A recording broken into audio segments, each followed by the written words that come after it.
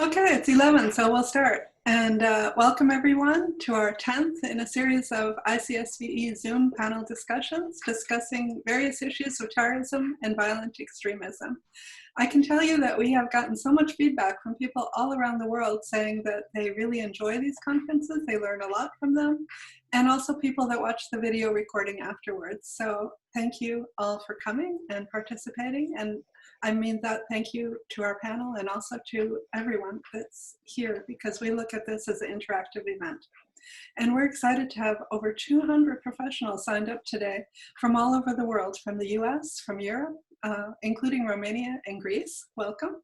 And we also have people from India, Malaysia, Lebanon, Iraq, Jordan, Nigeria, Brazil, Uganda, and Indonesia. So we're really a global community right now. And welcome to all of you. And it's good to see friends and colleagues among you. In our last event, we had Abdul Haq Baker, who discussed community-targeted versus community-focused collaborations with government, and how the former effectively perpetrates a top-down, securitized focus on communities, in which existing tensions such as racial inequality and racism are exacerbated. If you missed that event or any of the other 9 previous Zoom events, you can find them on our ICSVE.org website, and they're under events. You can watch them, and we also post the chat from our events. You can also view our 200 short counter-narrative videos, many of them made with the kind participation of the AIMS government and the SDF, and those are on our YouTube channel. And as far as the chat today, we're posting links to everything that we talk about, including our panelists' papers, in the chat if you'd like to see them.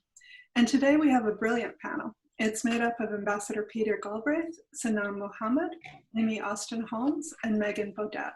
And they are going to discuss the amazing burgeoning of feminism in Rojava, Northeast Syria, and the threats to its continuing existence and spread throughout the region. So it's a really important topic. And we are also planning future events, so you can tell us in chat what you'd like to hear about, or you can email us anytime, and we definitely listen to you.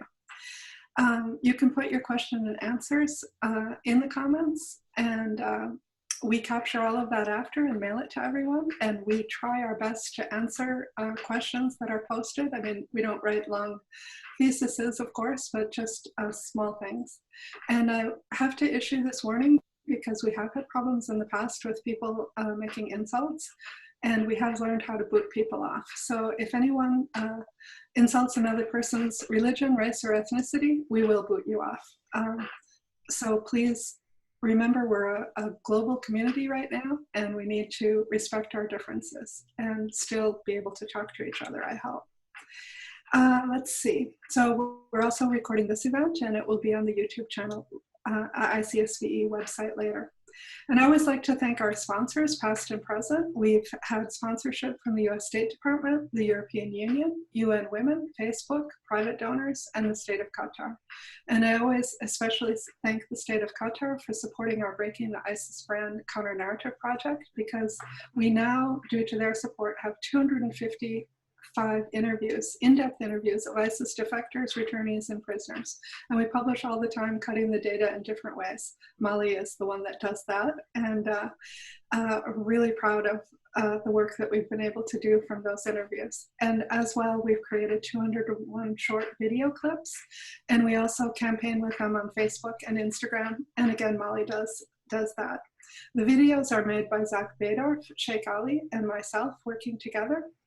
And we subtitle them all in 27 different languages.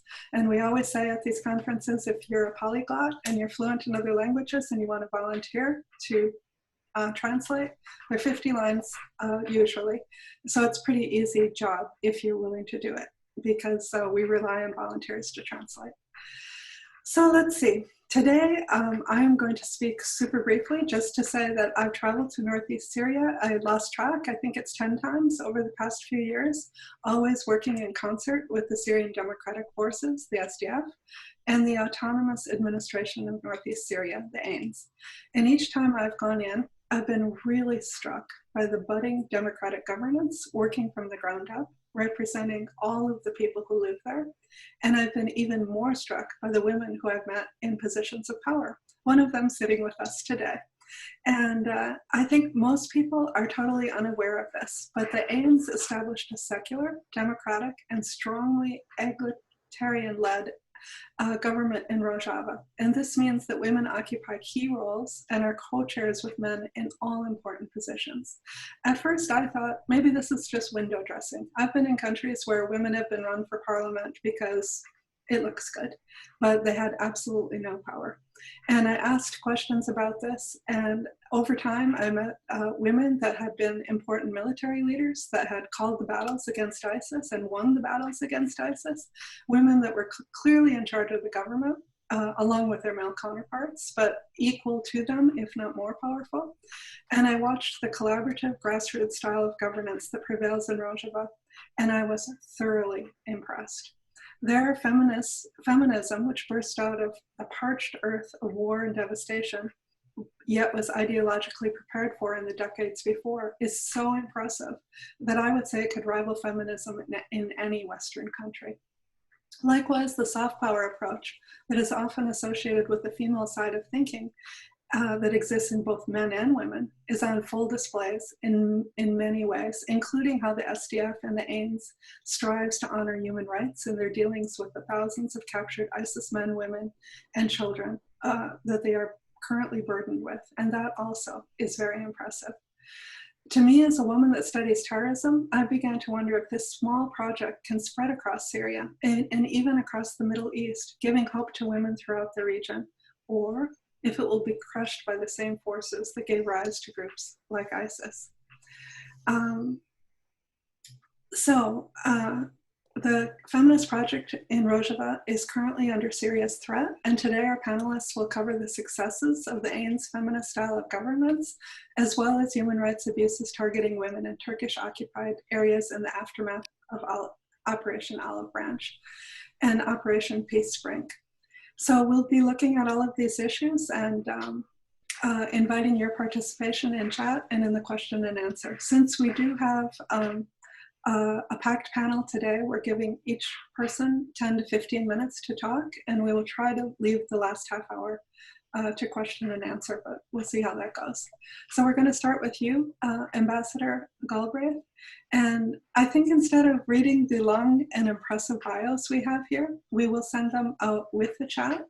But Ambassador Galbraith has worked with the Syrian Kurds as well as the Iraqi Kurds. He's been an ambassador and a mediator in many conflicts, and he's an amazing man, and I'm going to let him speak for himself. Thank you. You're on. And thank you for that kind introduction, and also for your work at the center and for putting on these panels, which I think are very educational. And I think one of the features of the Rojava project is gender equality. So I'm feeling that there's a certain element of tokenism to this panel, but I will try to do my part. I think it's also very appropriate that we be doing this on the day, a few days after the United States has had its national election. And for the first time in our 240 plus year history, we have a woman in one of the two highest offices in the land. And that puts us rather behind what Rojava has been able to accomplish, or Northeast Syria, the autonomous administration, in the last 7 years. But still, it's a good thing. I'd like to just set the scene a little bit before I go into the discussion of the feminist project in Rojava, and to ask you to think about what is the part of the world that is in the news the most. And to be honest, being in the news the most is never a good thing. Well, the place that is reliably in the news is this arc of countries that perhaps begins in Lebanon, moves east through Syria, Iraq, Iran, Afghanistan, and Pakistan. And what is the feature of that part of the world as compared to so much else of the world? It is the exclusion of women from the political life of the countries, or their diminished role, and in a very significant way. So I don't want to do cause and effect, because that's very hard to prove. But there certainly is a correlation between a part of the world that is deeply troubled with high levels of violence and the absence of women as participants in the political life. And so I just observed that. And I might add, it turns out I've known quite a number of women leaders. Benazir Bhutto was one of my closest friends from our first day at Harvard, Oxford, but I also knew Indira Gandhi, and you think of some other women leaders, the two women who've run Bangladesh for decades, Sheikh Hasina and Khalida Zia, and the Mrs. Bandaranaike, and the several women who've run Sri Lanka, and then there are others like Golda Meir and Margaret Thatcher. And so you might question, I mean, particularly Indira Gandhi is associated with the 1971 war, Margaret Thatcher with the 1982 Falklands War, and Golda Meir with the Yom Kippur War.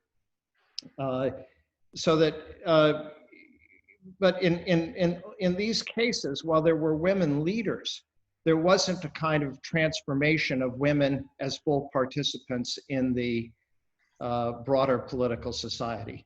And even to think of the United States in my lifetime, I began my career working for the Senate Foreign Relations Committee.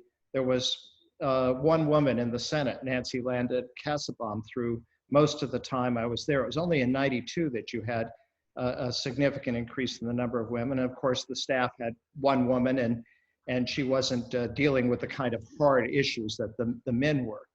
So I think that the evolution, both in the United States, of this much greater inclusion, also begins to change our perspective on the world. And all of that is the context which makes the Rojava, Northeast Syria experiment so interesting and so important. I have to say, since I come from Vermont, Vermont claims a very special relationship with Kurdistan.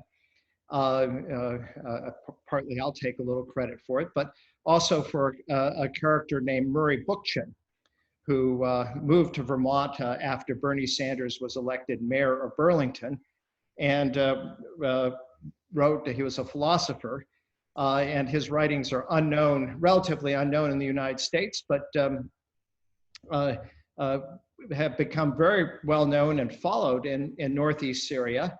His philosophy included the importance of representing all different communities. And this they've done in Northeast Syria. So although it is at the outside, I use the term Rojava, which is of course the Kurdish word for West Kurdistan. The autonomous administration in Northeast Syria is a term that is much more inclusive, and the administration's much more inclusive, so that their co-presidents, one is a Kurd and the other an Arab. You have in the cantons co-prime ministers, Kurds, Arabs, Syriacs. So the different communities are represented, as Murray Bookchin would have had it done in a different context in the US. And then, of course, there is the radical, radical feminism or gender equality was another part of Bookchin's philosophy. And that has probably been the most important part that's been put into practice in Northeast Syria, so that you have at every level their co-prime ministers for each of the cantons, a man and a woman. There's a co-presidents, not only is it Arab and a Kurd, but also a man, and one is a man and the other is a woman. Political parties have co-leaders, man and a woman.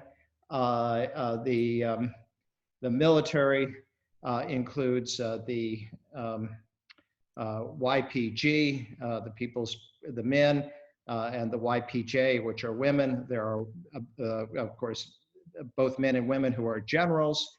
I had I think in 2017, before Daesh was defeated, I went to the front lines outside of Raqqa, and it was a place that a group of YPJ fighters had taken about 12 hours before they'd taken a police station. And they were very committed, very professional young women, not so dissimilar from the young women we see in the US military. And then there are just many other aspects to it. When I was in Amuday last time, I went for a walk, and with my interpreter, we just went out, but we walked by a building. He said, "You know what that is?" I said, "No." He said, "Well, that's Gen TV," and it was a TV station for which every employee, from the anchors to the managers to the people who are cleaning the offices, are women. And so again, this is a project that is not superficial. It is not, as you said, and having some women in parliament who happen to be the daughter or wife of some other political figure. This is inclusion of women in significant numbers at all levels. I should add, there's a rule that no more than 60% of the civil servants can be of the same gender. And do men have a greater voice in Northeast Syria than women? Well, possibly that's true. But the achievement just by having the numbers has made a huge difference. And if you've been in the meetings, as have I think I've made 14 or 15 trips there. The women are full participants, and they are, they are not just parroting what the men say. They have their own point of view, and they express it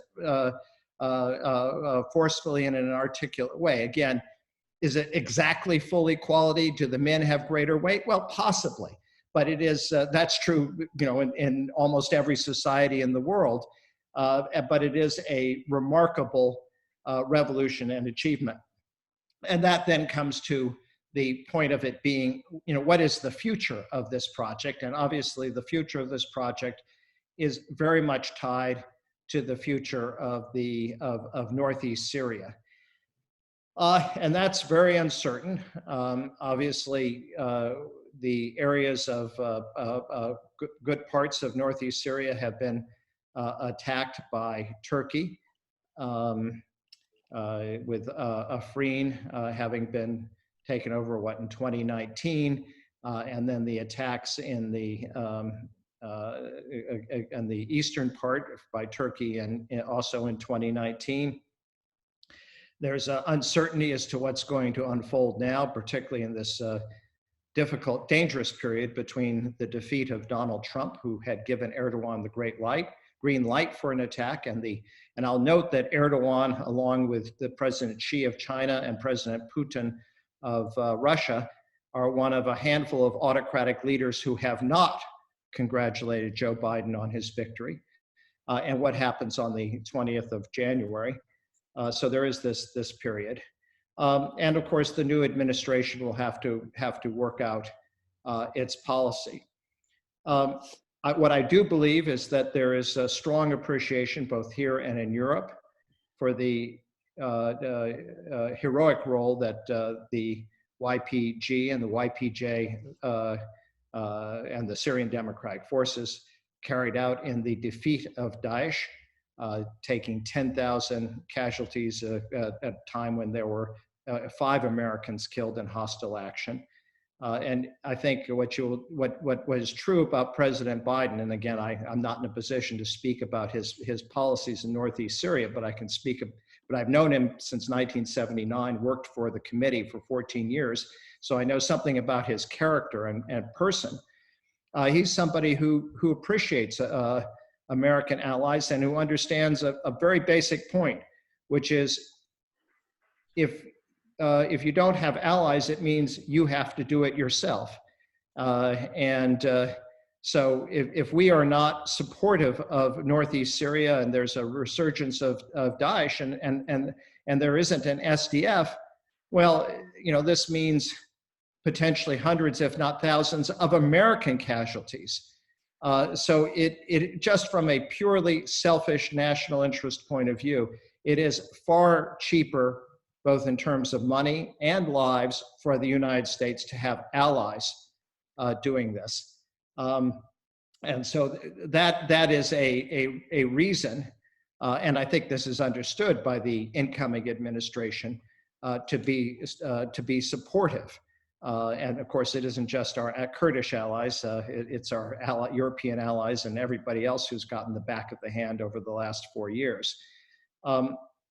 I think it is important that, and I'm really appreciative, and this will be the last thing I say, that you have, that you are highlighting the Feminist project, because I think this has to be part of the story that for the American people to understand. It's undoubtedly from the point of view of the American people and from the point of view of Europeans, the most important part. The representation of these other communities is good. I guess I should add, and in every talk there has to be a word or two of criticism. The third leg of Murray Bookchin's triad was radical environmentalism. And I would say, if anybody who's visited Northeast Syria would say there's definitely more work to be done on that score. But what has been accomplished, particularly on the feminist side, is genuine, impressive, and that story needs to be told. Thank you so much, Ambassador Galbraith. And you're very knowledgeable from all your time that you have spent there, so thank you for that. And you're not our token man. We wanted you for all your impressive qualities. But next we'll have Sanam Mohammed speak. Sanam was the co-president of the People's Council of Rojava, that's Syrian Kurdistan, the supreme political body of the liberated areas of northern and northeast Syria. And the People's Council was founded in 2011 during the Syrian Revolution. And Sanam is also, I'm going to let you read the rest of her bio, we'll send it with the chat, but Sanam is also from Afrin, and she has suffered personally from what happened last year and the year before in 2019. And I'm going to let her tell her own story, but it's such an honor to have you, Sanam, speaking at our Zoom conference, and I've always admired you and still do. Thank you. Thank you so much, and thank you for everyone who is attending this. Thank you, Ambassador Peter, for all your words. I would like to here add something. In the northeast Syria now, in Rojava and northeast Syria, women have been showing their strength and capacity in everywhere in the institution, as meant by Ambassador Peter, from the top government offices to even the cooperative system. Everywhere you can see the women there. They are not exist there as a show, as we witnesses in the other, Syrian opposition. The women, they were very active. So our co-leadership, as Mr. Peter, he talked about, provides an example how women can recover from nations of oppressions. Our power and became an actor in the world. This is what we need now to do. This model, actually, of the co-leadership, the woman in every position there. She is in the decision making position there. She is not like a show. So we could have real revolution in our, when we talk about revolution, I don't mean here the military revolution. I'm talking about the culture, the mentality revolution, the mentality that the women, they were oppressions. The women, they were not able to go to school as men. The family could pay money for her more than the women to educate her. You know, all this mentality in our region has been changed now, has been changed. And this is what I called it a real revolution in our region now. So this model, the woman, the model of a co-leadership, the participating of the woman, every aspect of life in social, politics, diplomat, in military, as mentioned by Mr. Peter about the YPG and YPG, and they are women leadership there. Women who could liberate the Kobani from us, they were the women, they are not our women. They were telling that we have to protect ourselves. We are not wait for anyone to protect us. And this is the real thing. We have to protect ourselves, either military, either in the culture, either to protect our, education. All this, we have to be supported. This is what the Northeast administration did for the women in our region. Actually, unfortunately, this model is now under danger. This model, it will inspire a lot of people in Syria. I'm not talking about the model which is in Northeast Syria only existed. Now, I know that there are many women from other parts of Syria, from Damascus, from Homs, from the Alawite regions, from the coast. They are now inspired by this women's, system or model, and they came to our region in Manbij, and we established that time I was there, the Syrian Women Council for all over Syria. It is dealing with the women problem, whether it is a social problem, whether it is political problem, where the women, they should be there in the in all the political process. So this one, the model is under danger now. Attack of Turkey. Turkey is not very happy with this model. Turkey, the other group who are working and backed by Turkey, the Syrian National Army, unfortunately, they are also not happy with that model. And it is very clear what happened in Afrin. 2018, the invasion of Afrin happened. In March 2018, they occupied the city. The city was run by, or the administration of Aram by the woman. She was the head of the government in Afrin. Unfortunately, now, in Afrin now, there are a lot of abuses happening in Afrin, kidnapping, raping by the Syrian National Army backed by Turkey, Islamist system, radical system group, which oppressed the woman there. I think she is in the missing women group of Afrin, and she can talk in details about this, what's going on in Afrin for the women there. So this model under the danger from the government, Syrian government, the Assad regime government, from the Turkey, and from the other group which is backed by Turkey. This is the people who occupy the Afrin. They don't want such a feminist model to be there. So now after the occupation, even in Sarikaniye and Ras Al-Ain and Tal Abyad, what happened there?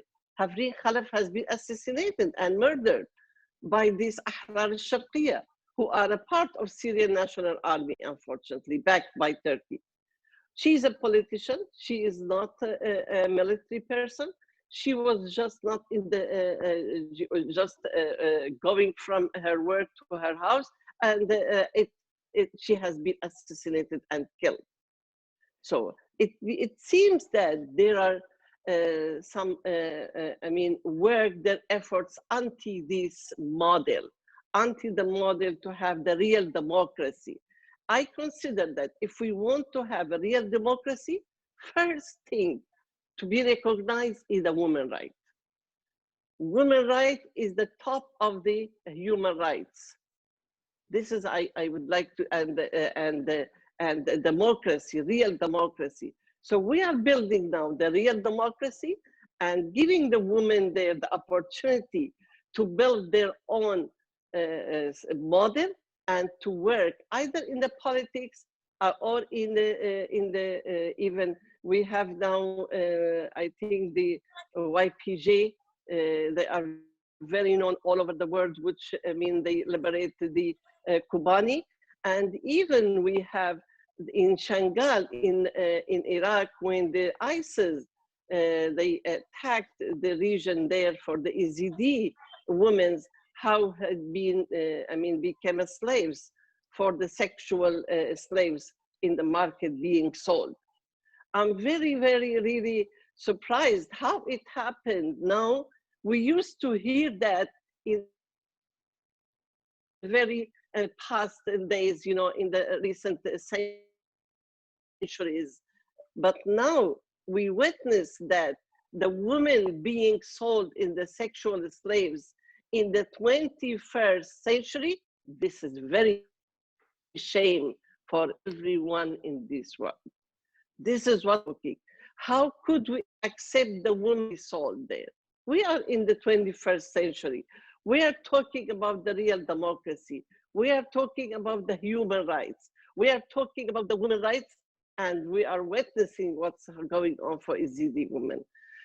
5,000 Yazidi women being disappeared, kidnapped, killed, raped, and they have children. Some of we liberated them when we liberated the city of Raqqa. And some of them till now, they are in the whole camp, but unfortunately we them and they don't dare to tell about themselves because they are afraid of the other ISIS women in the camp. So still we have many cases, these women who have been now, maybe taken to even Idlib. We heard about many Yazidi women, they are still in Idlib with these groups there. So this is the, the model that we have taken. This is the model which is, we inspired a lot of the women, not even in Syria, in all over the world. The model, I think, if it is being supported, it will be a model not in Syria, but in the whole Middle East. I think now the Syrian National Army, and which backed by Turkey, is responsible for all the atrocities, all this, they have been committed either in Afrin, in Ras Al Ain, in other places, especially for the women there. They are targeting the civilians, they are the women, and now the women in Africa, they are not able to walk in the street like before, They have to cover in the Islamic State. And actually, many of the ISIS former members, they have been seen in Africa now. So it is just like ISIS, who are ruling the region now. I think we call here for the international committee to support our logic, our model for democracy and true feminism and democracy. And I think call for the peace, we call the stability, and now in the peace talk of Syria for the process, peace and process, we are not in that Geneva talk. We are not included. A third of the Syrian territory and 5 million people, they don't have represented in this Geneva talk. And even that, in the new constitution, I think women and our people there, the represent Northeast Syria, should be in this Constitution Committee of Syria. Shape the of Syria, how it should be. We need that. If we are not in that constitution, committee, that means we will have again the same constitution, which will just put a woman as a show, as a picture only in their or in their government without any reason. So this is what we need now. We need to have to be at the table as a woman, I'm talking, and even as a representative of the Rojava or the North Syria, and even from the Arabs. They are there. You imagine how I was there once when we made the council for the women in every, I'm just giving an example. And there was a village, the Arabic, all Arab village. And the first time we the council, it should be elected, and we should have the elected for the co-president for the council. Never, no one of the women could say that I would like to nominate myself. They were not there. They don't have this power to do it. But one of them, she said, now the co-president of council, and she was so happy. She said, I believe it. This is the first time in life now I became some to decide and to do something for my community. This is something significant. It doesn't happen. You know, our Arabs in the northeast Syria, it is tribal system. So it doesn't give them a lot of, you know, we can say, opportunities to express herself and to work. But this is the first time the woman there.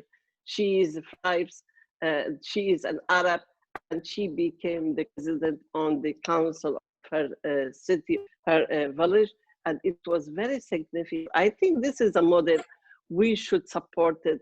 International communities should support, and to be inspiring all the people in the North Syria, not in all over Syria, and actually in the model in the Middle East as well. It is in danger now. It is under danger, and this is what we would like that human rights organizations, women rights in the world to support such system. Thank you so much. Thank you. Thank you, Sanam. So next we'll have Amy Austin Holmes. She's a visiting scholar at the Middle East Initiative of Harvard University, and she's a fellow at the Wilson Center.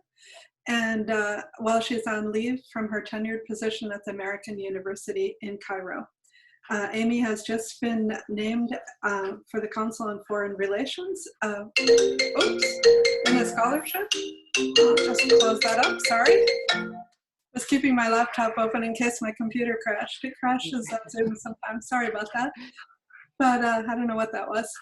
But anyway, I've lost my train of thought. But Amy she's traveled all over Northeast Syria, and she's conducted the first, I believe in the only survey of the SDF in all of its regions. And she's going to speak a little bit about her research.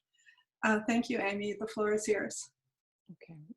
Thank you so much, Anne, for inviting me to speak today and for all of the work that you do with your institute. So I'm going to begin by first speaking about some of the research that's been done globally on the issue of women in peace building and conflict resolution, and then speak about some of my own empirical research that I've done in Northeast Syria. I was just in Syria in the northern part, Rojava, in September. I spent several weeks there. And I will speak then, as I later in my talk address my own research, I'll send the links to some of those articles on the chat if people are interested so they can refer to them.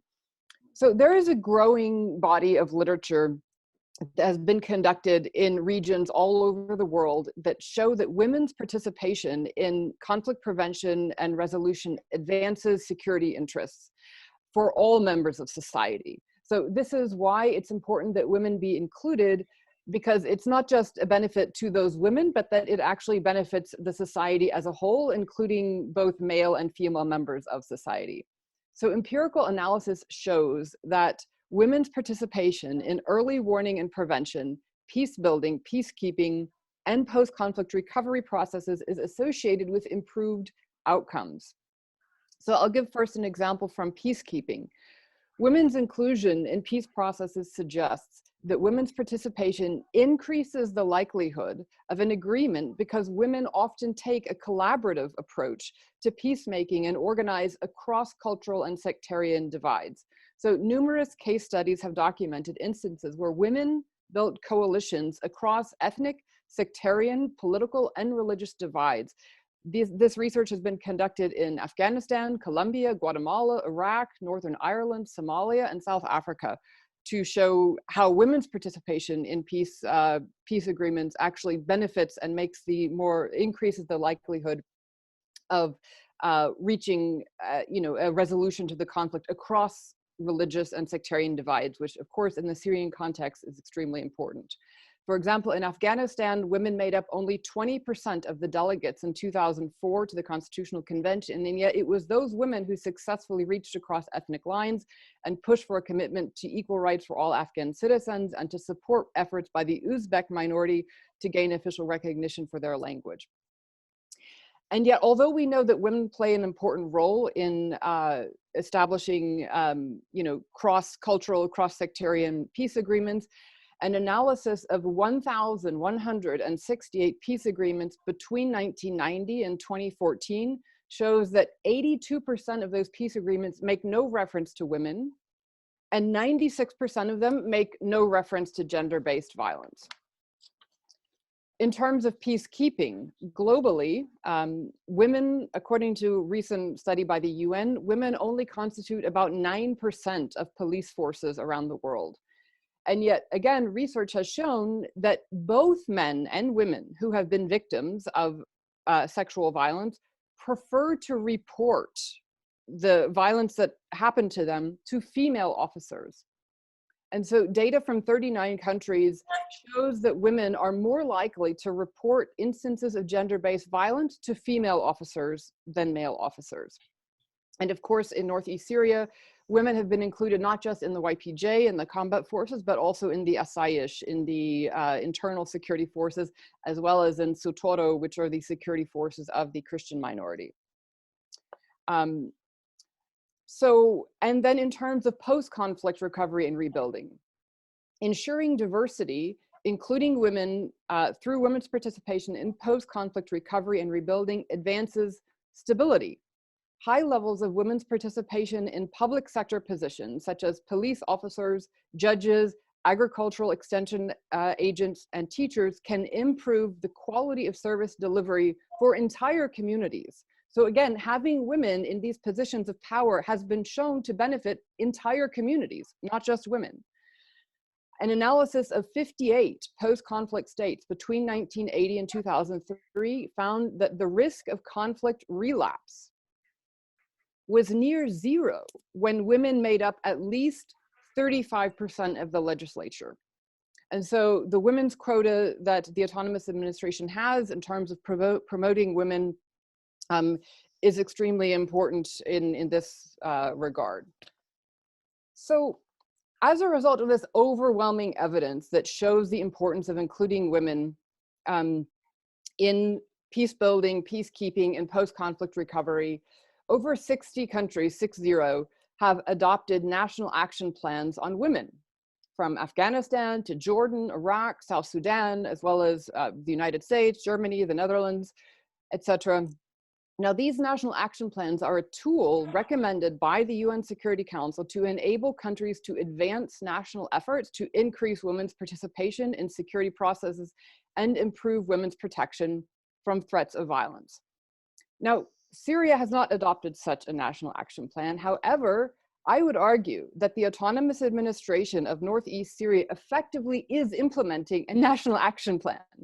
They don't call it that, but effectively that is what they are doing. And they're the only part of Syria that has done anything remotely resembling a national action plan on women.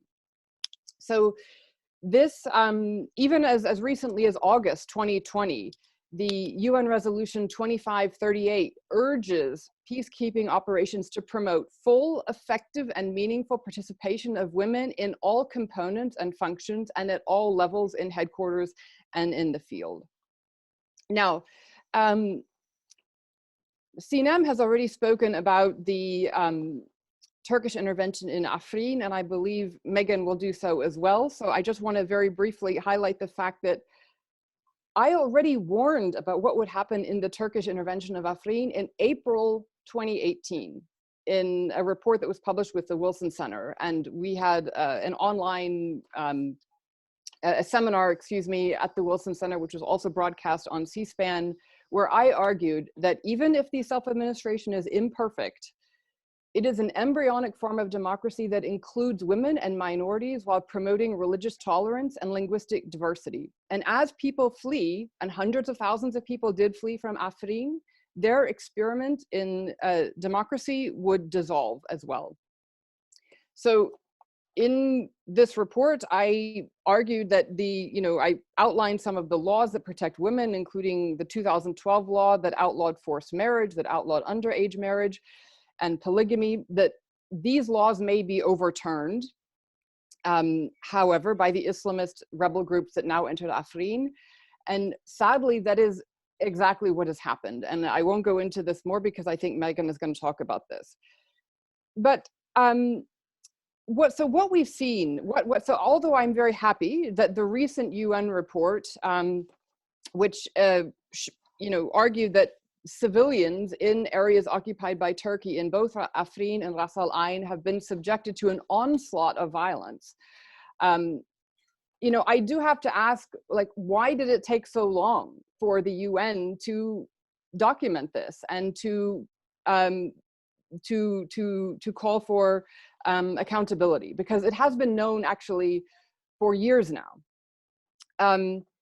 So as a result, again, of this overwhelming evidence about the importance of including women in peace building and peacekeeping, the US government, under both Republican and Democratic administrations, have taken steps to address this issue. Already the George W. Bush administration championed the Security Council Resolution 1820, which declared rape and other forms of sexual violence that they can constitute war crimes.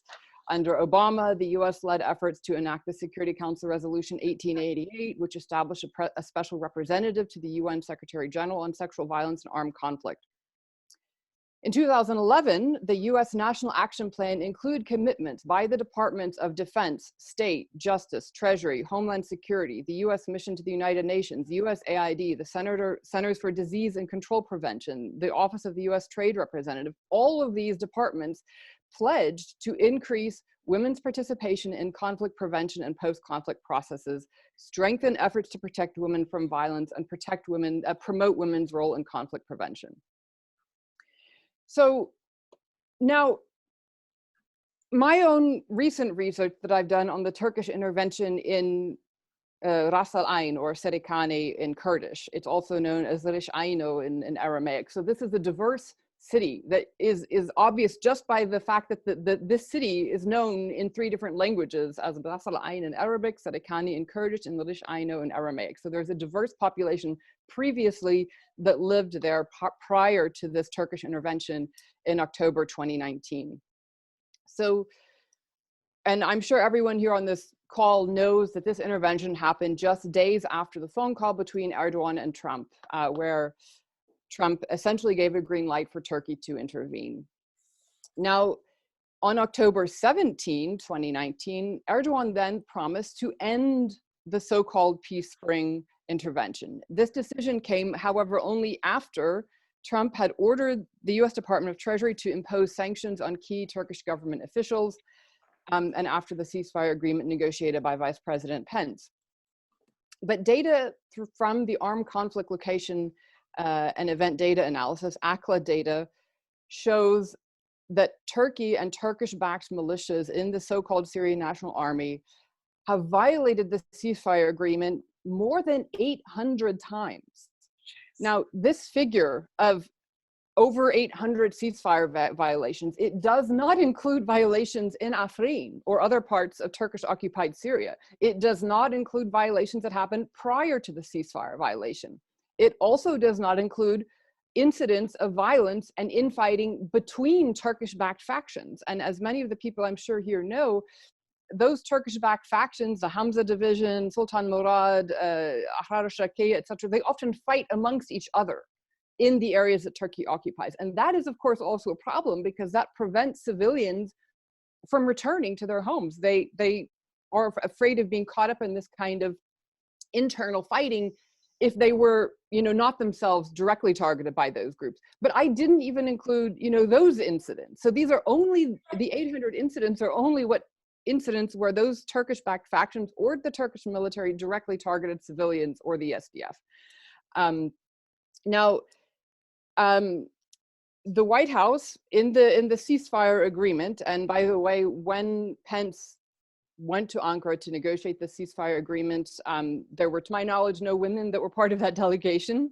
But the ceasefire agreement says that maximum care will be exercised in order to not cause harm to civilians and civilian infrastructure. The ceasefire agreement also claimed that Turkey would ensure that they safeguard religious and ethnic minorities. And yet, during my visit to Syria in September, I personally spoke to Yazidis, Kurds, Armenians, Syriac Christians, Assyrian Christians, and Arabs who all fled from Ras Al Ain, who all are still unable to go back to their homes more than a year after Turkey launched that intervention. And finally, the data also shows that just the region of Tel Temer, which is outside the area Turkey is allowed to control. Tel Temer is a historic Assyrian community that suffered from, was partially overrun by the Islamic State in 2015. This region is guarded by the Syriac Military Council and the Beit Nahrain Women's Protection Units, which are the Assyrian components of the Syrian Democratic Forces. So these are Christian groups that are protecting this region around Tel Temer. They are also mixed, but they're led by Assyrian or Syriac Christians, both men and women. And they're guarding Tel Temer, which is only about 5 or 6 miles away from the front lines of the area that Turkey occupies. So any violation that happens in Tel Temer, or any incident of violence, is in clear violation of the ceasefire because Turkey is not supposed to be there at all. And yet even there were 138 violations only in Tel Temer since the ceasefire agreement in October 2019. And on one particular incident, on November 15, 2019, SNA forces actually surrounded Tel Temer on 3 sides, apparently in an attempt to capture the town. And those clashes were accompanied by an exchange of shelling and drone attacks by Turkish forces. So according to this data, Turkish forces or SNA factions have shelled SDF-controlled villages in the countryside of Tel Temer every single month since the ceasefire agreement.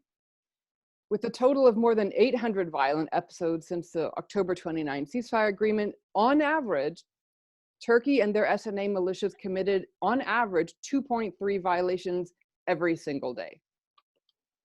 So now it's unclear whether these constant Turkish attacks in this area are intended to expand the territory that Turkey already controls, or if they're trying to pressure even more civilians to flee. The Turkish occupation of Ras Al Ain, Serikani, has already changed the demography of that city. And it's possible that they're trying, by attacking Tel Temer, that they're also trying to change the demography of regions outside their control. And so it would be in the interest of the United States, and I hope the Biden administration, to insist that Turkey uphold the ceasefire agreement, be held accountable for violations, establish a mechanism to closely monitor the Turkish-occupied regions of Syria going forward, and finally, to insist that the autonomous administration be included in the talks in Geneva over the future of Syria, because it is in the Northeast where you have the highest levels of gender equality, the highest levels of women included in both the political, military, and civilian spheres. And yet that precisely is the part of Syria that is excluded from those talks. And I hope that the Biden administration will pressure for them to be included in the talks over the future of Syria. Thank you. Thank you so much, Amy. That was such a comprehensive and well thought out presentation. Thank you. And next we're going to have Megan Beaudet. She's an upcoming and independent researcher studying North and East Syria. She has a focus on the Kurdish women's movement and women's rights in the Syrian conflict. And she's from Georgetown University School of Foreign Service. Welcome, Megan. I'm looking forward to hearing your talk as well. Thank you so much for having me here, and thank you to all the wonderful panelists who we've gotten to hear from. So I think that what Amy was talking about the objective evidence that shows that women's meaningful participation matters, is a really great segue into what I'm going to talk about, which is how these advances were developed, how Turkey and the affiliated Syrian National Army militias are dismantling them by force, and why that's something that's very important and that needs a strong response. So all data on any metric you can look at shows that the autonomous administration of North and East Syria has the highest rate of women's meaningful participation in politics and the strongest legal protections for women's rights of any political authority in the country.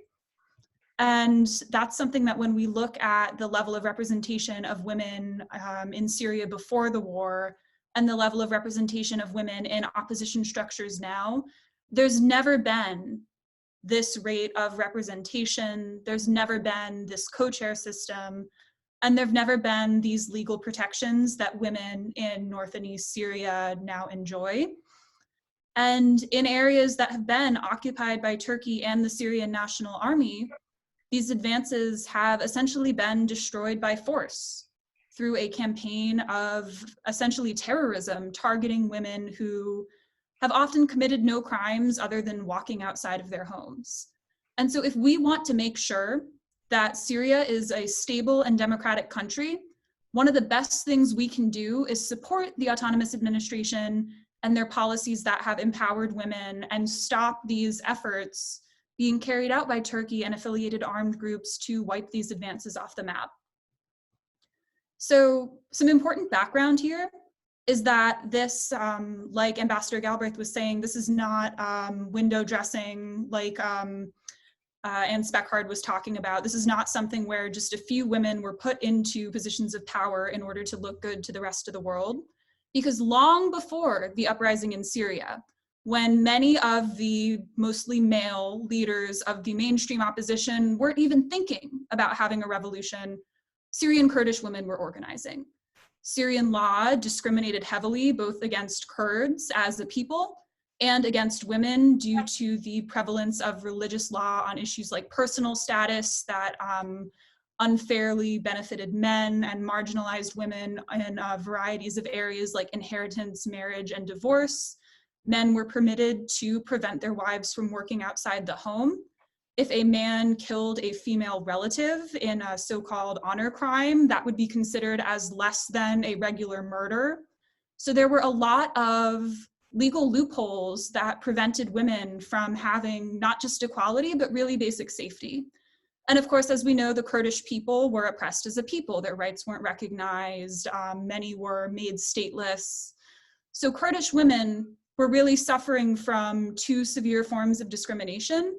And that made their movement really the original and ultimate opposition movement that could come up with an alternative. And that's what they did. In 2005, Yakutia Star, which is now known as Congress Star and is now the confederation of all women's organizations in North and East Syria, was established in secret, underground. And its first meetings, just dozens of women would show up facing really serious risks to do so. And now it has members in every women's institution across 1/3 of the country that is controlled by the autonomous administration.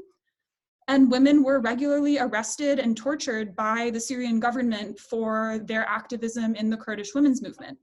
You had Ilham Amara, who is the founder of the Kamishlo Women's House, who was jailed for the first time for helping domestic violence survivors when she was 17 years old. Now there are women's houses across northern Syria helping women who are victims of violence. And you had Hadia Yusuf, who was the co-chair of Rojava, the co-president of Rojava several years ago, and also prior to that, the co-chair of Jazeera Canton, who was jailed in 2010 for her activism with Congress Star and wasn't actually released until 2012 after the revolution in Rojava had began. So the women leaders who are building this revolutionary system in Rojava, northeast Syria today, were fighting not only against Turkey and these reactionary armed groups now, but they were actually opposing the Syrian government long before the more radical, more extremist opposition that has excluded women had thought of firing a single shot. So as you started to have that uprising in Syria, what that meant was that the women's movement was organized. So you had a document that was published in December of 2011 entitled Organizing Women in the Democratic Self-Management, a report by Congress Star that proposed a lot of these legal provisions that we saw enter into force and that are active today, like the 40% quota, the possibility for autonomous women's assemblies and councils to go next to mixed gender assemblies and councils, economic empowerment, self-defense, and addressing inequality in Syrian law. And many of the first institutions opened by Kurds in the first cities that they were able to take control of throughout 2011 and 2012 were women's institutions. And that's a very important pattern because what that shows was this was a priority very early on, and that just as much as they were fighting for democracy against dictatorship and Kurdish rights against a very narrow nationalist system, they were also fighting to ensure that women could be free from all forms of patriarchal violence that they would face from both the state and men in their own communities. So women's rights were always a priority. And this is a really good way to start talking about what had happened in places like Afrin and Serikani before they were invaded and occupied, because both of those cities were areas that were liberated and came under the control of what would become the autonomous administration very early on in the conflict. So Afrin, for example, was first controlled by the forces that would become the SDF and the Autonomous Administration of Northeast Syria as of July 2012. But the first women's institutions there were actually established in 2011. One of the first was a malajin, or a women's house, which is a safe space for women who have been victims of violence. It helps empower them socially and economically to get back on their feet and protect them from threats that they might be facing, as well as doing a lot of other very important community work to protect vulnerable women. So the first malajin was opened in Afrin in late 2011, so before the canton had even been able to declare autonomy and have itself as its own political identity. So this is really important because this showed that for the administration in Afrin and for the rest of Syria, of North and East Syria as well, protecting women from patriarchal violence and ensuring that they had safe spaces to go was one of their first revolutionary priorities. Then in 2012 and 2013, you started to see more women going into the armed forces. And when the YPJ was established in Afrin in 2013, that was where those first units were based. So it was a very symbolic place for the presence of women in the armed forces as well, alongside the social and civil society advances. A 2013 survey published by local Kurdish media said that women made up almost 2/3 of workers in civil society and political institutions, looking between the mixed gender institutions and the autonomous parallel women's bodies that worked alongside them. You had dozens of local women's neighborhood assemblies. You had a woman as the co-chair of the canton when it declared autonomy. And you had in 2014, at a point, mind you, when ISIS was spreading across the region with its horrific misogynist policies, forcing women into slavery, confining many women to their homes. In the same country where all of these atrocities were going on, the women of North and East Syria were passing laws, essentially overturning all of the unequal provisions in Syrian law to ensure that women were equal in personal status, that you couldn't discriminate against women economically, that domestic violence and honor crimes and all other forms of gender-based violence were criminalized like any other kind of violence between people could be, that women had the legal right to equal representation through the co-chair system and the 40% quota system. So these were adopted in Afrin in 2014 and enforced to a very high degree at a time when one as an outside observer might be surprised that a legal system like this was going on in Syria. So this was very important. Afrin was somewhere where all of the military and civil institutions that women had were very successful and developed at a very high level.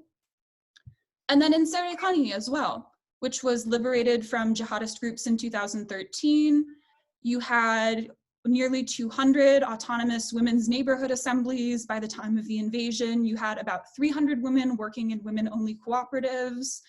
And the government of Serekani, directly before Turkey invaded in 2019, out of the 42-member local council for the region, exactly half of the members were male and exactly half of the members were female, so 21 and 21, and the council was led jointly by a male and female co-chair. So in both of these areas, women had made very serious advances. They had legal protections, they had political representation, they were able to not just implement these systems, but ensure that they lasted and developed throughout the war at a time when in other parts of Syria, women were being pushed out of politics by extremist groups. But when Turkey attacked, all of that changed. You had what was essentially the forcible dismantling of these legal protections. You had the dehumanization of women who were captured and killed. I'm sure many people have seen the horrific videos of Turkish-backed fighters mutilating the bodies of YPJ members who were killed in combat, or making horrible comments about captives of women fighters who they had captured. You had the assassination of Hevrin Khalaf and the way that they not only killed her, but bragged about it. Turkish media, I believe, called it a successful operation. You have the destruction of these institutions and the stripping away of legal protections. What we actually see now is that while laws and institutions in Turkish occupied areas aren't very well consolidated, the statements that we see from religious figures and political figures aligned with the Syrian opposition show that they're basically enforcing Syrian law with provisions that conflict with religious law taken out, and that they hold a variety of extremist positions that are very dangerous for women. We've seen that women's representation has been completely diminished. Now in Afrin, in the original 100-member Turkish-backed local council, there were 100 members who were men and just 7 members who were women. And in Serekani, in the local council that was created by Turkey to administer that area, you had a 25-member council of which only 1 member was a woman. Neither local council supported by Turkey in either of those areas after the occupation has been led by a woman or has women in senior leadership roles. So women have been forced out of even the most basic representation in politics. So you really can't even say it's at a token level. There's barely any token women at all. So the other way that we can really see how bad the situation has gotten and how all these advances in women's rights have just been destroyed is through what's happened with the kidnappings and disappearances of women in places like Afrin, but also the other Turkish occupied areas. Now, my research is focused on Afrin, and I found that going back to 2018, that there have been nearly 200 reports of women and girls whose names are known, who were kidnapped by Turkish-backed armed groups. Slightly more than half of these people have not been reported to have been released, meaning they're still missing. We don't know where they are. And slightly less than half of them have been reported to have been released, many on exorbitant ransoms that families struggle to pay. And the data has shown that in many of these reports of women who have been kidnapped, they've been subjected to torture and sexual violence. There have been multiple reports this year of women and underage girls who've been kidnapped by armed groups with the intention of a member of the armed group forcing them to marry them. There have been disturbing reports, and much of this has been confirmed in a recent report by the United Nations Commission of Inquiry on Syria, which reported that there was reasonable grounds to believe that Turkish-backed Syrian National Army groups had committed war crimes, including hostage-taking and the rape of women and torture in detention facilities. So this is very serious. This is a very serious issue. And it goes to show just how much the status of women has deteriorated in these areas, Because in places where women established all women's military units, implemented laws outlawing all forms of gender-based violence, and made sure that not only could they say they wanted to be represented at a certain level, but actually put all of that into practice and made those systems grow stronger during a time of conflict and instability, that's all gone. And now women who simply happen to go outside, who might be perceived as having connections to the previous administration, who might simply just be perceived as Kurdish, who might be seen to be a wealthy family where armed groups could extract a ransom, all of these women are now at risk. And this has been a very dangerous situation. And I think that it's no accident that this objective deterioration in the status of women has gone directly alongside security chaos. As Amy spoke about, the Turkish-backed militias that kidnap and abuse women also regularly fight amongst themselves.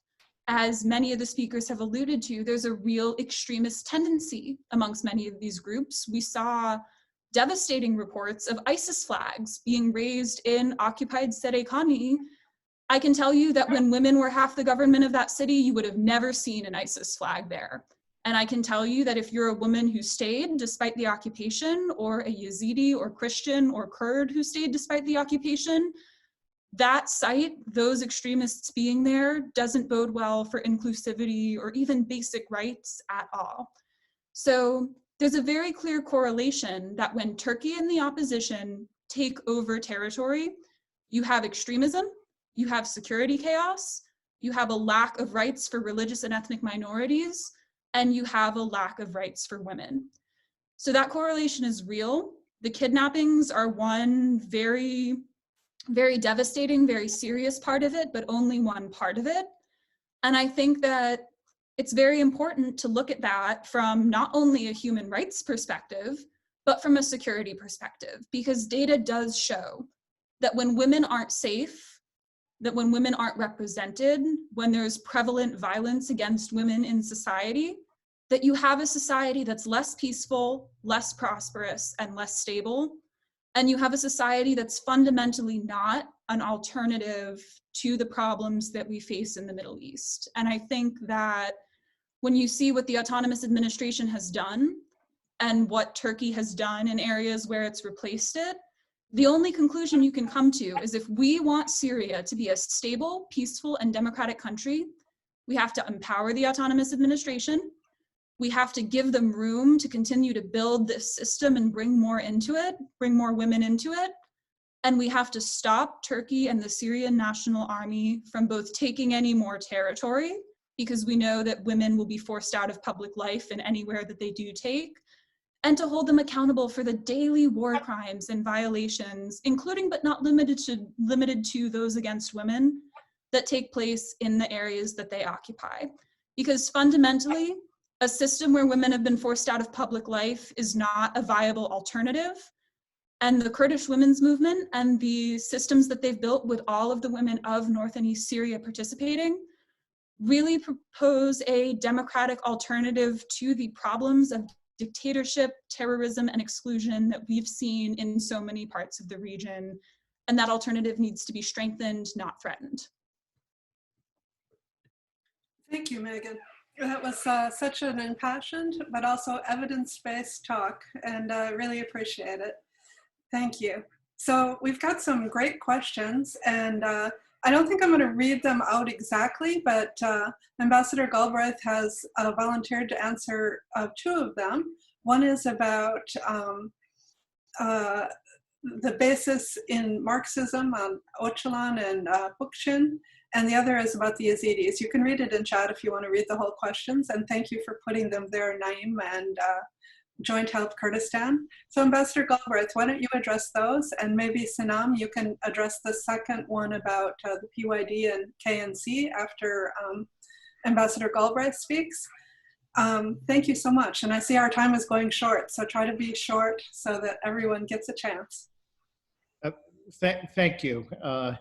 First, I'd just like to express my admiration for the very detailed and presentations with a lot of information that Megan and Amy have presented.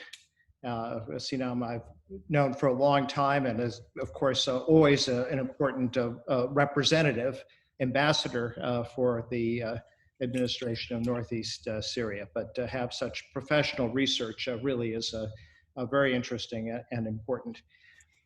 Let me address the question of the Yazidis, because unfortunately, the same standard has not been applied to these Yazidi women who were kidnapped and sold as sex slaves, as has been applied to other women in the region.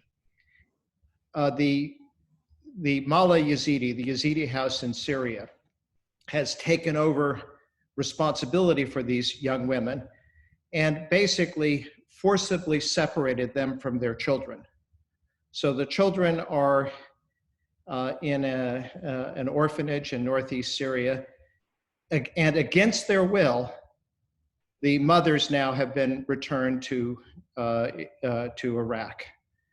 And so it is this ironic situation that the children of the ISIS mothers stay with their mothers, although they might be much better were they to be removed, because in effect, those children are growing up in prison camps with appalling conditions, and where they also would camps that are run by radical women and where they could be radicalized, whereas the victims of ISIS, these young Yazidi women, have been forcibly deprived of their children significantly because of the role of the Mala Yazidi, but actually the Rojava authorities have also allowed this to happen. One can appreciate what the Yazidi community believes. The only way the Yazidi religion has survived through the centuries is by keeping to itself, meaning no conversions, no marriage outside of the Yazidi religion, no sexual relations outside of the Yazidi religion. But nonetheless, as a human rights matter in the 21st century, these mothers are entitled to have their children. They should be returned to the mothers, and I know that there are at least 20 mothers that want their children back. And they should not be treated worse than the ISIS women who get to keep their children, even though that may not be in the best interest of those children. So on that. On the second point about whether the United States and the West would look at Northeast Syria as a Marxist experiment because of the influence of Öcalan, and I'm not sure that Bookchin was a Marxist, but at one point Öcalan was. No, I don't think so. First, Öcalan himself has abandoned Marxism for Bookchinism, if there is such a thing. Second, if you go there, there really isn't any aspect of Marxism present there. It's they're local businesses. There isn't state ownership. There aren't workers' councils. There aren't communist flags. And in any event, the Cold War has been over for a long time. Communism has been a dead letter for a long time. So I think what we focus on is a few things. One is the heroic nature of the Kurds and the SDF in fighting against Daesh. Second, this really interesting experiment on gender equality. Over time, I think there needs to be, any place in wartime has its problem, but there's clearly is also going to have to be a greater focus on democracy and inclusion of other points of view. And I know Sinam is going to address the question of these talks with the between the KNC and the the PYD and also the autonomous administration. And I think that their progress is being made toward greater inclusion and greater democracy. Thank you. Sinam, do you have anything to say? You're seeing the questions. There's some on the negotiations. Would you like to address those? Yes. It is in the negotiation, the Kurdish dialogue between the KNC and the other Kurdish party, not only BYD. It is with the other PNK, which is all the Kurdish parties who are now existing in Rojava or in northeast Syria. This dialogue, it's going under the sponsor of the United States. And this is very important for us. So we need somebody to sponsor, to guarantee how to go on this dialogue.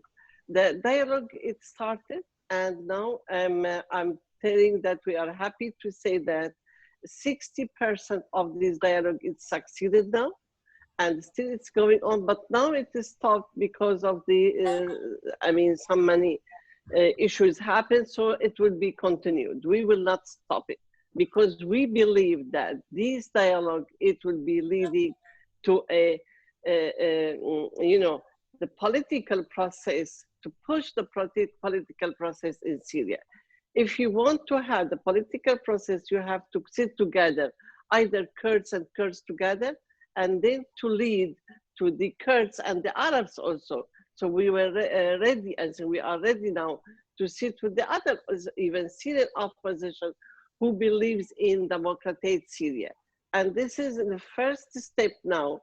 It comes from the Kurdish dialogue, and who are a part of the the coalition, the opposition, Syrian opposition. They are a part of the coalition, and we are now having this dialogue with them.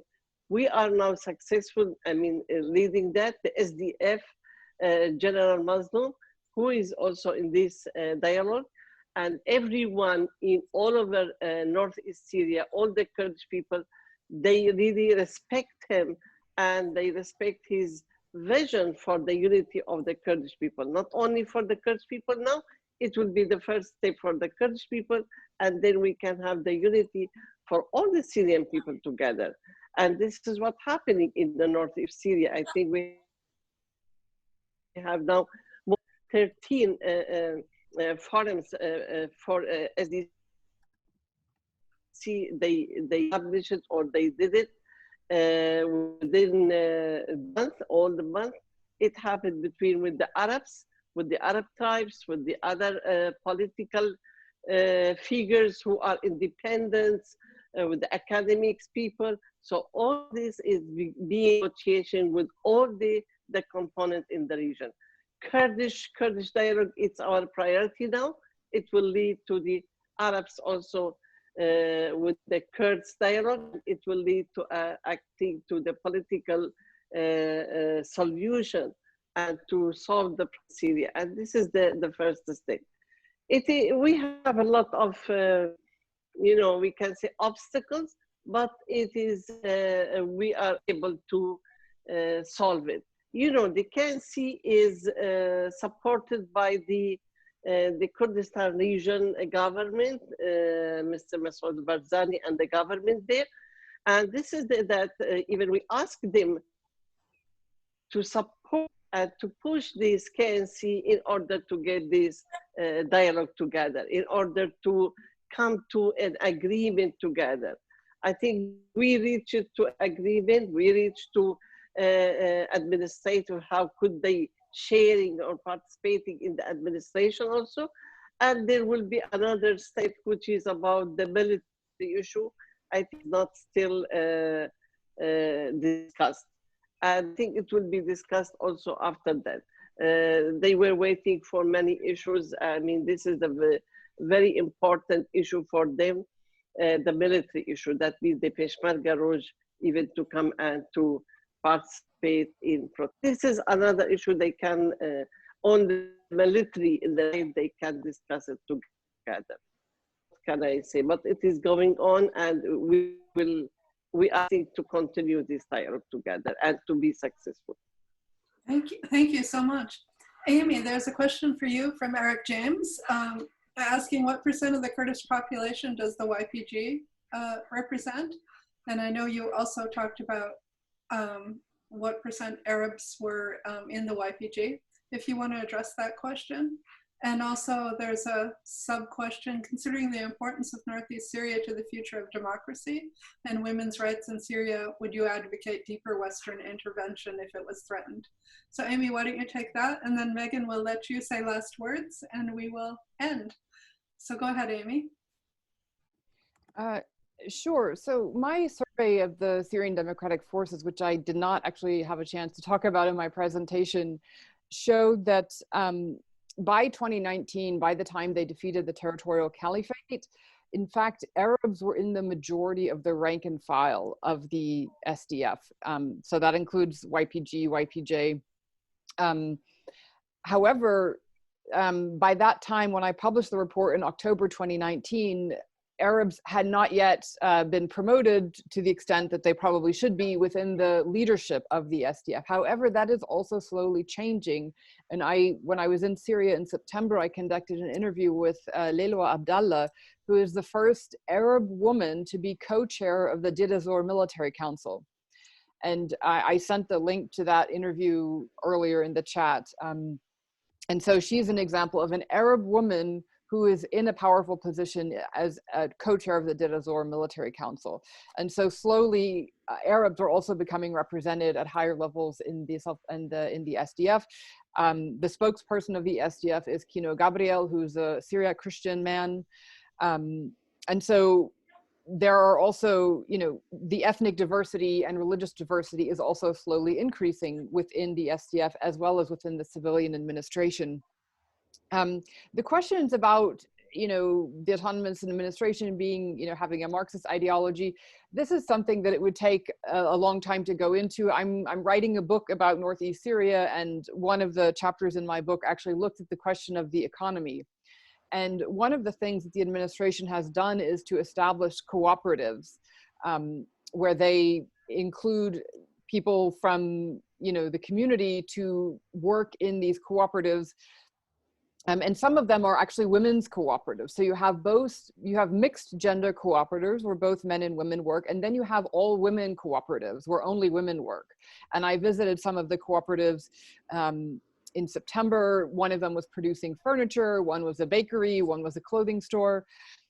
And so this is a component of the economy. And I mean, you could say this is a socialist idea. I mean, the idea is that the administration wants to take care of people through a war and through US sanctions and, skyrocketing inflation. I think food prices have increased by 240% according to a recent report.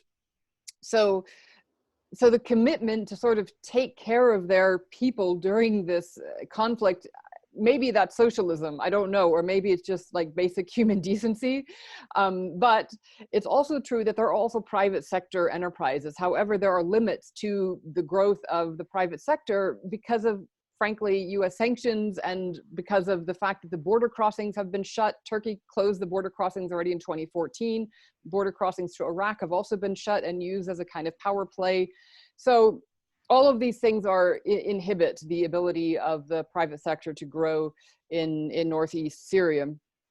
And, the point that I was trying to make by referring to the national action plans, over 60, right, 60 countries around the world have national action plans that commit to including women in governance, in the military, and in the civilian sphere. And so these are not, I mean, maybe 20, 40 years ago, these were radical ideas of, feminism, but they're not anymore. I mean, all of these institutions, including, the US government, including NATO, including the African Union, the OSCE, these institutions all have commitments to include women. So this is not a fringe idea anymore. This is something that many institutions around the world are trying to bring into the mainstream. Sadly, many countries have not made very much progress in this regard. You can go to the website of the United Nations and read the national action plans for Iraq, for Jordan, for Afghanistan. But, I would argue that the northeast of Syria effectively has a national action plan for women. They don't call it that, but effectively that's what they're doing. And they've made more progress to promote, include, and protect women from violence in any other part of Syria. Excellent. Thank you. And Megan, I want to make sure that you get a last word in, because everyone on the panel got to say something more. So what would you like to add? Well, thank you for that. I'll just say that, as my co-panelists have said, this is not only really the only part of Syria, but the only part of that region and much of the world where you see these advances in women's rights, empowerment, and representation implemented and led by a popular women's movement that has real political buy-in from women at all levels of different institutions, from different ethnic and religious communities, and different social backgrounds. This is not something that's going away. This is real change and a real reform and revolution in a system, in a part of the world where that kind of change, addressing those issues, is very sorely needed. Women in North and East Syria are going to continue to address criticisms and improve their institutions and really put that equality into practice, as long as they're not threatened by these outside threats from Turkey, from ISIS, from the Syrian National Army, and these other, quite frankly, coalitions of dictators and terrorists who want to see this project crushed. And that's something where we're not talking about excessive intervention to help them do this. We're talking about diplomatic and economic engagement to keep Turkey away, to ultimately incentivize Turkey to take a different path in terms of its own relationship with its own Kurdish population, and to really let Syria have room, let Northeast Syria have the ability to consolidate these institutions, bring more people into the political process, and build these advances so they can be a model for the rest of the country and the rest of the region.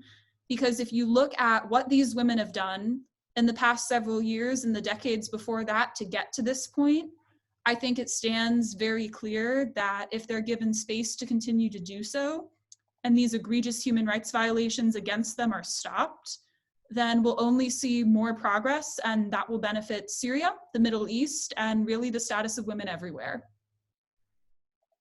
Thank you, Megan. We're out of time, but I want to thank everyone.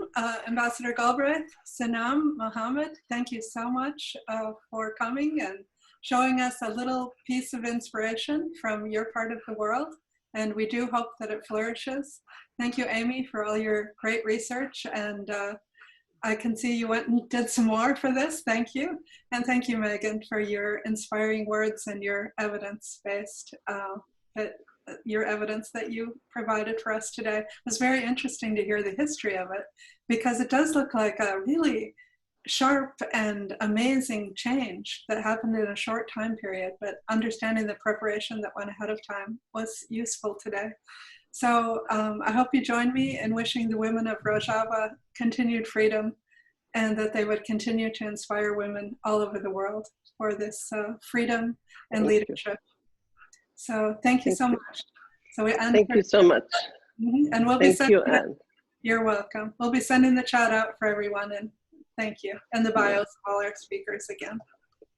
Bye-bye.